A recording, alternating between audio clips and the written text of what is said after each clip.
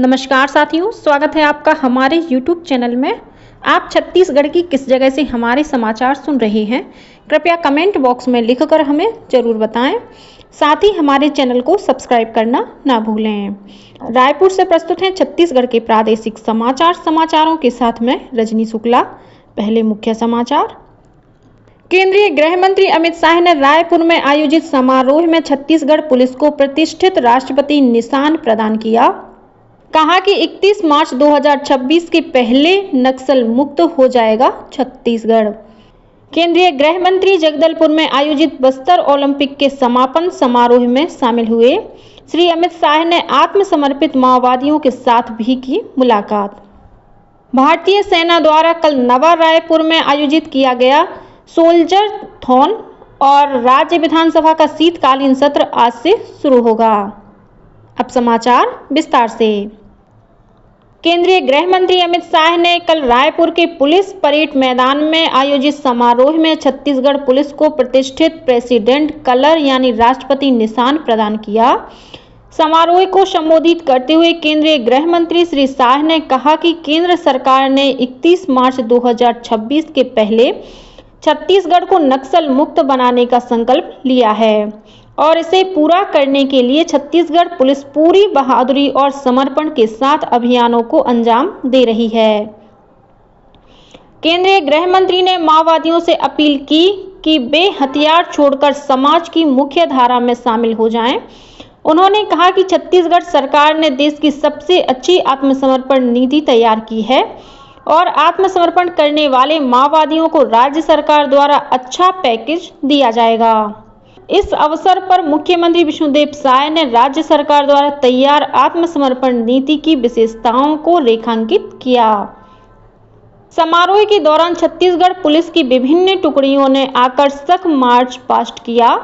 इस अवसर पर विधानसभा अध्यक्ष डॉक्टर रमन सिंह, उप मुख्यमंत्री विजय शर्मा और राज्य के पुलिस महानिदेशक अशोक जुनेजा भी उपस्थित थे।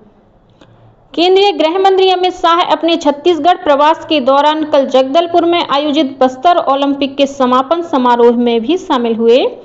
कार्यक्रम को संबोधित करते हुए श्री शाह ने कहा कि यह बस्तर ओलंपिक बस्तर संभाग के सभी 7 जिलों की उम्मीदों की पहचान बनेगा।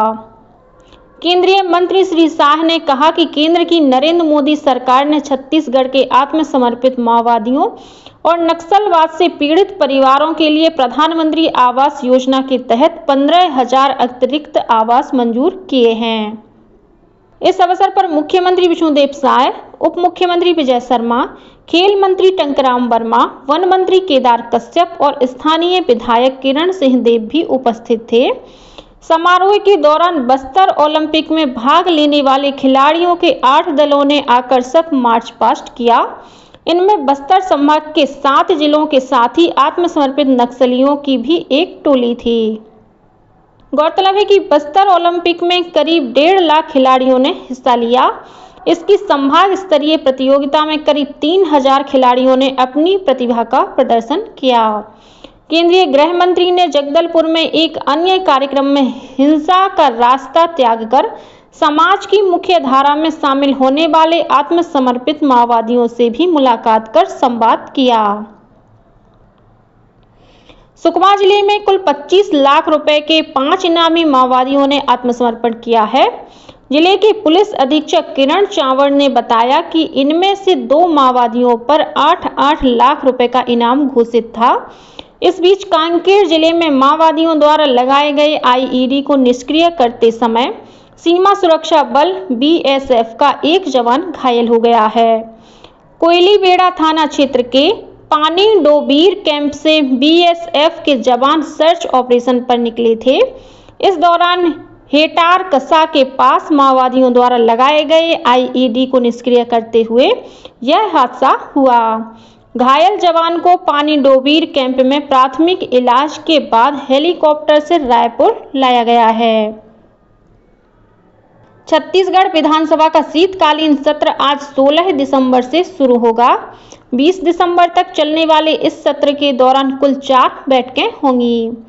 छत्तीसगढ़ विधानसभा के शीतकालीन सत्र के पहले दिन आज सबसे पहले सदन में राज्यसभा के पूर्व सांसद गोपाल व्यास और अविभाजित मध्य प्रदेश के पूर्व विधानसभा सदस्य नंदा राम सोरी को श्रद्धांजलि दी जाएगी।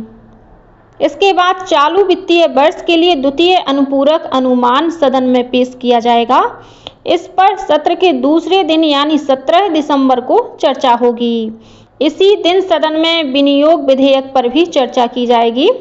सत्र के दौरान छत्तीसगढ़ विधानसभा सदस्य वेतन भत्ता और पेंशन संशोधन विधेयक, छत्तीसगढ़ भू राजस्व संहिता संशोधन विधेयक, छत्तीसगढ़ नगर निगम और नगर पालिका संशोधन विधेयक पेश किया जाएगा।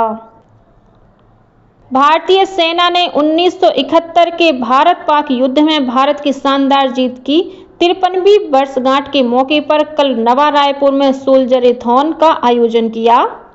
इसका शुभारंभ पूर्व सेना प्रमुख जनरल BK सिंह ने किया। छत्तीसगढ़ सरकार के सहयोग से आयोजित इस सोल्जरेथॉन में 3000 से अधिक प्रतिभागी शामिल हुए।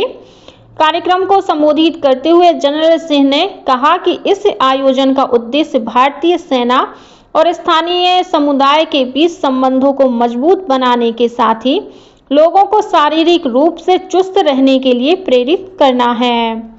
इस सोल्जरेथॉन में 21, 10 और 5 किलोमीटर की दौड़ के साथ ही 3 किलोमीटर की पैदल चाल भी शामिल थी।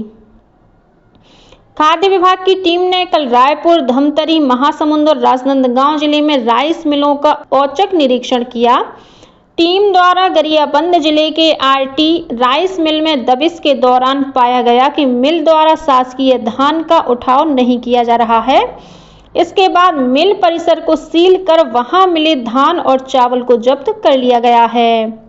और अब पेश है मौसम का हाल। प्रदेश के न्यूनतम तापमान में अभी और गिरावट होने की संभावना जताई है। मौसम विज्ञानी HP चंद्रा ने बताया है कि सरगुजा के साथ ही बिलासपुर और दुर्ग संभाग में के 1-2 स्थानों पर शीतलहर चलने अथवा शीतलहर जैसी स्थिति बनने की संभावना है।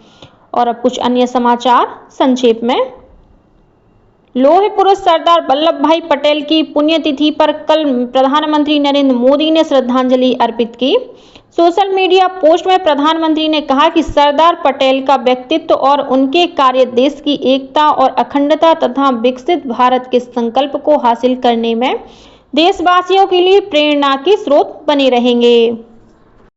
राज्यपाल रमेन डेका ने कल धमतरी प्रवास के दौरान राष्ट्रीय क्षय उन्मूलन कार्यक्रम के तहत TB के मरीजों को प्रोटीन युक्त फूड बास्केट प्रदान किया। और नेता प्रतिपक्ष डॉक्टर चरणदास महंत की अध्यक्षता में कल रायपुर में कांग्रेस विधायक दल की बैठक हुई। बैठक में आज से शुरू होने वाले विधानसभा के शीतकालीन सत्र के लिए रणनीति बनाई गई। इसी के साथ छत्तीसगढ़ के समाचारों का ये बुलेटिन समाप्त हुआ। नमस्कार।